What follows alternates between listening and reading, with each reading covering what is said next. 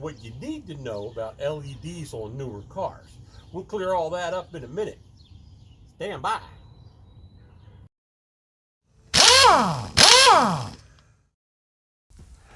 Welcome back to Ain't Scared Garage. Yeah, it ain't red. It ain't a truck. Big blue. There are certain things you need to know when you put LED bulbs in newer vehicles. Okay, there's a way that it measures whether you have a burnout bulb or not to tell you on the dashboard. It's different than the older vehicles. So when you put them in, you put an LED in and it draws less juice, it believes that there's a burnout bulb when there's not. We're gonna fix that. I'm gonna show you just how it's done. First, you need to know a little bit of history. I'm not gonna bore you with a whole lot, but you do need to know a little bit of history. The way that you knew, at least in a Ford, that you had a light bulb out back in the day is you're driving down the road and you turn the turn signal on and the flash starts going flip, flip, flip, flip, flip, flip really fast. Generally, it could be a bad flasher, but generally that's just the bulb out. And what happens is the way it worked was you have a flasher and two bulbs. All those burn amps. And what happens is when one of the bulbs burns out, then the flasher gets more amps. So when the flasher's used to having X amount of amps to making it flash like this, and then it gets more amps, it just speeds up because it's burning off the extra energy.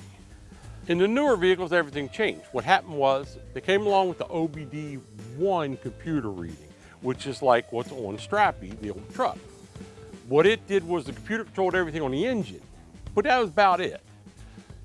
Then they came out with the OBD2 computers, which is like on Big Blue. It basically controlled everything. And so now what happens is the computer monitors the amp draw. And it's kind of just the opposite. Whereas when the flasher got too many amps, it flashed fast, and that made it flash fast. The computer looks for an amp draw to be at a certain level.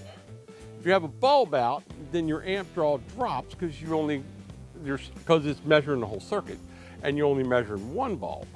So it sees that drop and it says, uh-oh, we must have a bulb out. And it makes the flasher flash fast on your dashboard. You go, oh, I got a bulb out, I gotta fix it. Same warning, same result, but just a different way of getting about it. So here's the problem. I can throw LED bulbs in Strappy or in the 65 in Old Yeller all day long if I want to, and it doesn't affect this anything because it just works. But when you put it in this, you got two bulbs here drawing equal energy, front bulb, back bulb. Then you replace, let's say, the front bulb, okay? Well, now you replace it with an LED. That LED draws this much energy. Computer goes out and looks for this much energy and sees this much energy, and it says, oh, got a bulb out, and it turns off your circuit. So I'm gonna show you how to fix that. What we basically have to do is put a little more draw on it. And I'll show you what we need to do, what we need to use to do that. Like I said, we need something else. So here's what we have. These are resistors. Okay, and we're gonna put these in the line. This is a 50 watt, a 6RJ, I don't know what the 6RJ stands for.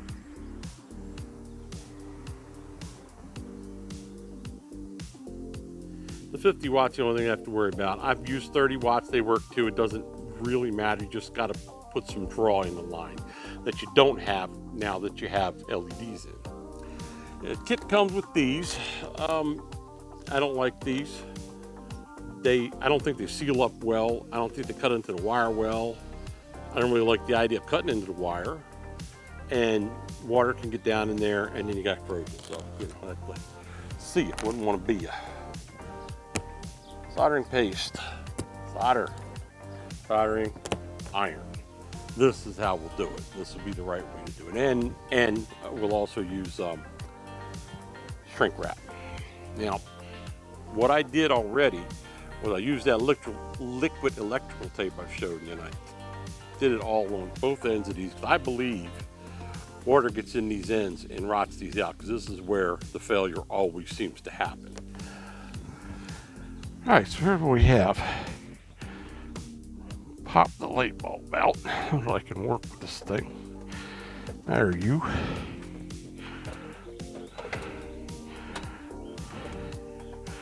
All right, I'll pop this one out too. There. They're all wired together like that.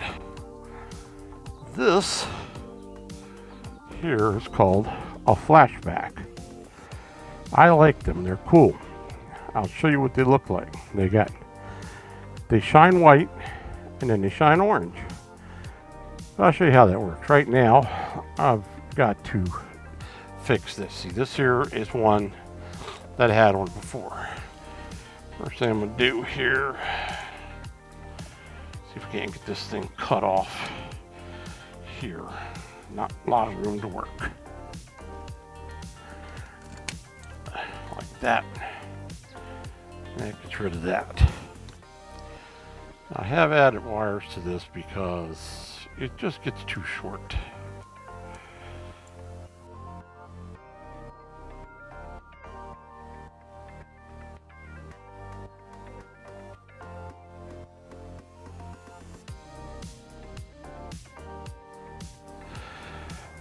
Ouch! Dang it, that hurt. Alright. Strip that one down like that. There. Let me explain how this works, where these wires go, because you kind of have to know that to get it right. See if I remember. I'm just wiring it up like it was. You need to bridge your resistor between your feed wire, your positive wire for your turn signal, and your ground wire. You could either do it also, you could do the positive lead and then directly to ground, but it's best to just do it this way. And that way, what happens is when it feeds this needs juice. I know you say going to ground, but it's not a big deal. It doesn't take much juice to run this. So that bridge tells is where a little more draw gets pulled between there and there. Whereas if it goes straight through, it's hardly anything. And then the computer knows, okay, there's a good circuit there. Now what I do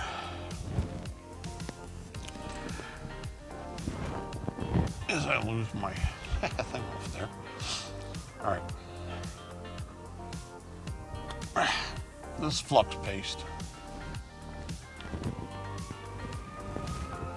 Basically what it does is cleans your wires with heat. A little flux paste on there like that. And grab all the wire. It's kind of hard working under here, but you know, it is what it is. Said not everybody's got a damn garage and a lift. Then I'm going to twist this wire around there. I know you hear me say, what, twist? Don't twist wires? Well, I don't do twist and tape. I don't do twist and shrink wrap either. I do twist and solder and shrink wrap. Now most solder, and this does too, has a flux core to it, if you will, which will which cleans the surface as well. It's in the middle. I'm trying to be careful here so that I am not anywhere where solder will drip. So now I'm going to come on here, and you see that's going to start getting hot. And now it's going to start pulling in. Now I've got it hot enough to this and this here. I can't really see it. I don't want that dripping on me. Just like that. That did drip. It didn't drip on me, but it dripped. Just like that.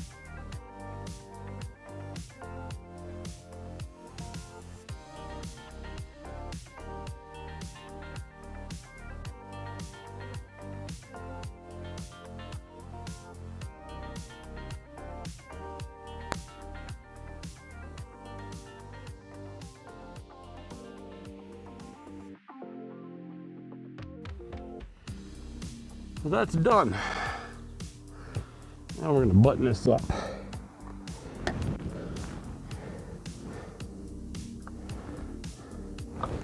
Seen me use this electrical tape before. I just really like to know that my wires that I've soldered are closed up nicely. So do this here, electrical tape on it. Flip it all over there just like that. Grab this here. I like to get them as straight as I can. And use my heat gun here, and they catch on fire. Because that stuff is flammable. A little more fire than I want. And if I had a heat gun, I wouldn't have fire.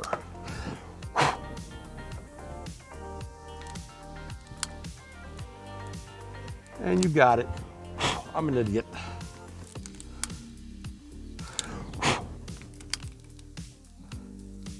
And at that point, that's sealed up. Now, let's see if we can do this one a little different. That didn't work out like I planned. Well, now that we got that done, all we got to do here is button things up a little bit. Zip tying these wires together, going to make them as neat as I can. Now, this is a resistor, like I said, so resistors generate heat. So what I'm doing is putting the wires on the flat side of it, so these little bitty fins, which are cooling fins for the resistor, will actually be on the outside and won't be having wires running along in it. That way they'll be able to just get them all nice and keep everything cool. But you want to make things all neat so that you don't have a bunch of wires just hanging everywhere. I got that done. Now I'm going to grab my clippers here, take the tail off of this crazy zip tie, and get that snapped off. And I just got all done, nice and neat.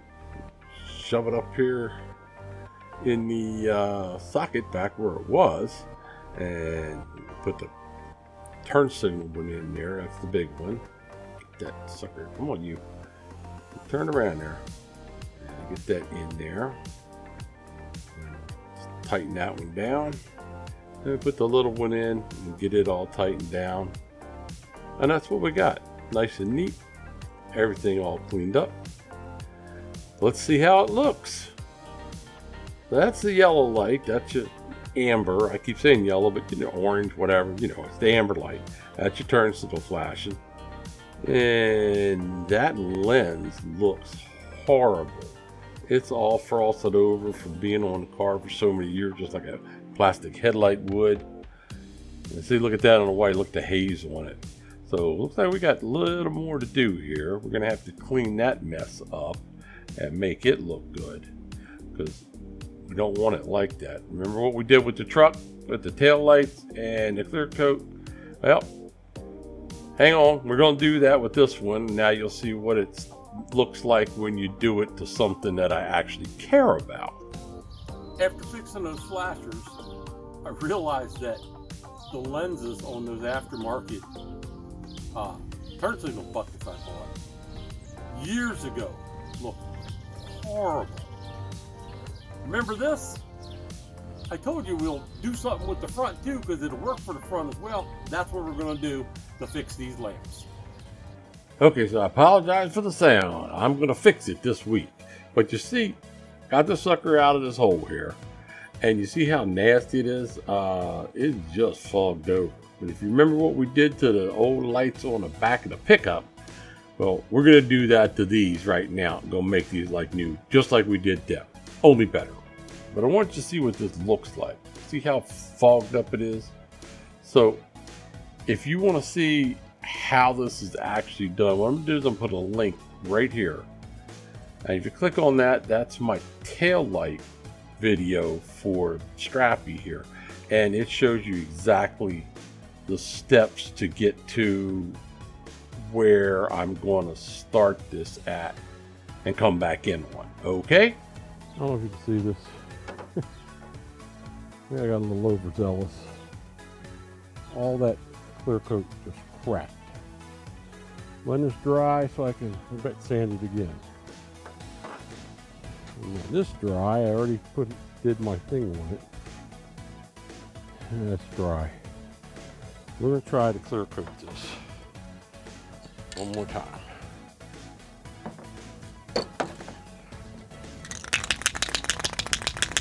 Actually, this is the new one. It's not one more time for the first time. So.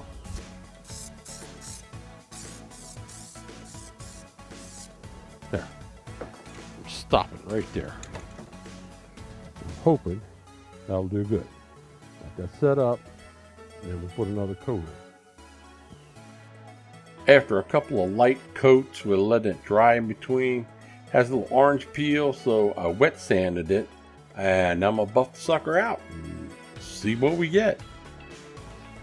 This end from the first pass, and then we'll do it again.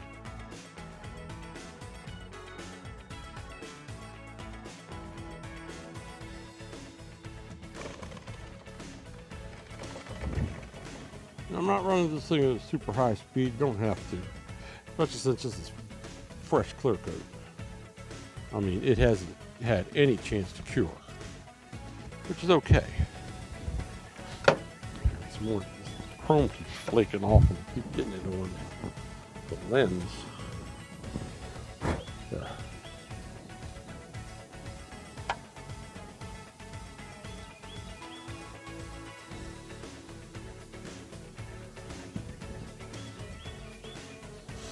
Yep, that'd be fine.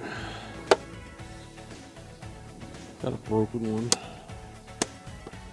think I kicked the bumper a long time ago. I was pissed off. I bet Tab do stuff like that.